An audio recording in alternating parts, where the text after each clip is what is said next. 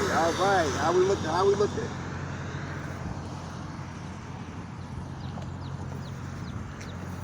All right, God bless everybody. Thank you for a big Friday right now. Remember, we got the the Hope Center's got the big giveaway. I'll be here. Thank you, everybody that came by and got a soda, water, or gave any gift. And I'll be here. God bless. Remember to log on to albanyherald.com. Homeless vet James E. Brown, read my story, and check us out anytime. And thank you, Kate. How you doing? See you later. 229-462-2792. I do massages. I will do your electrical if you need it. I'm not licensed in electrical and plumbing, but I can lay the plumbing. I can lay electrical wiring. I can lay sheetrock. I know how to put up a sheetrock ceiling with the 2x4. My father showed me how to do that. His name's Clyde Connor. He was an electrician. He was a drywaller. He was a mechanic. He was a refrigeration repairman. He was an air conditioner repairman. I know how to do the job. I washed him. I helped since I was 8 years old. I even know how to milk a cow by hand. I was 2 when I learned that. I know how to paint a house. I know how to paint. I'm an artist. But you don't need to be an artist to paint a house. You don't need to be an artist to paint drywall.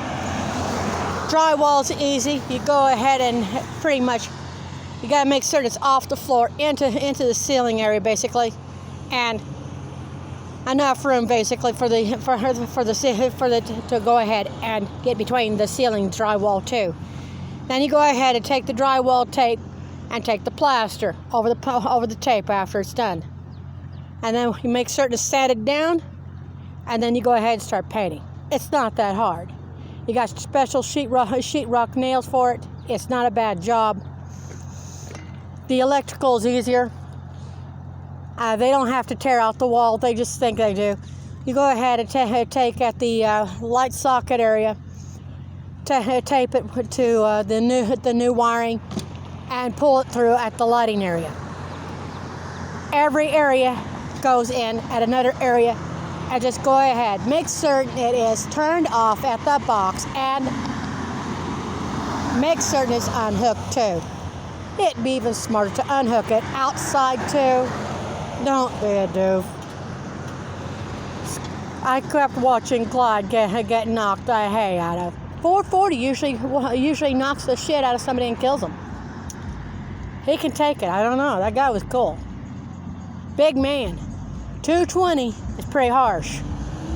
That's what Floyd Morrow wanted to put in his houses, Morrow Mobiles, over there in Rosarito, up next to Armando Salvador, across from the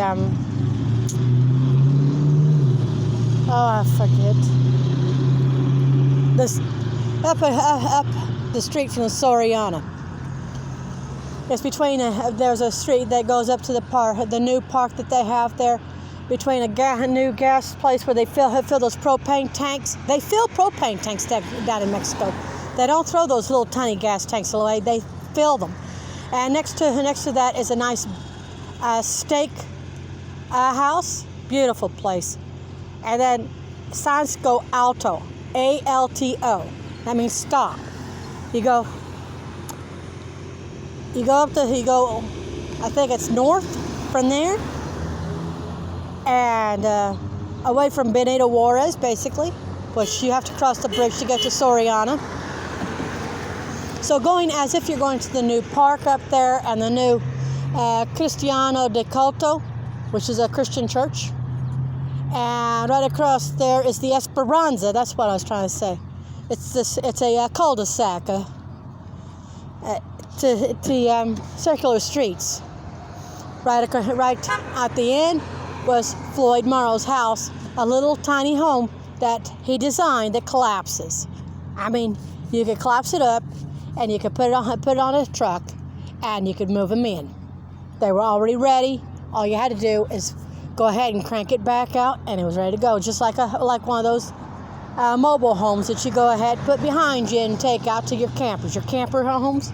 It was kind of cool. Matter of fact, he also had camper homes he designed. In his words, he was always the one that designed. He was the one that had the copyright. Of course, they have a copyright on the stuff. Everybody's got a copyright on stuff, but he was not the first one to sign. In his mind, he was also the idea of Motel 6.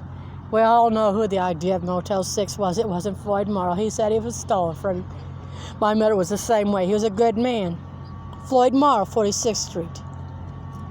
Died in 2018. The obituary says 2016. I knew him in 2018. He was alive. His wife put him in a nursing home. She said it was something wrong. He had Alzheimer's. He was having dementia. It was real bad. Later on, she passed. I didn't even know she's gone. I've tried to call recently. Found out it's disconnected. Looked at the obituary. Lost my friends.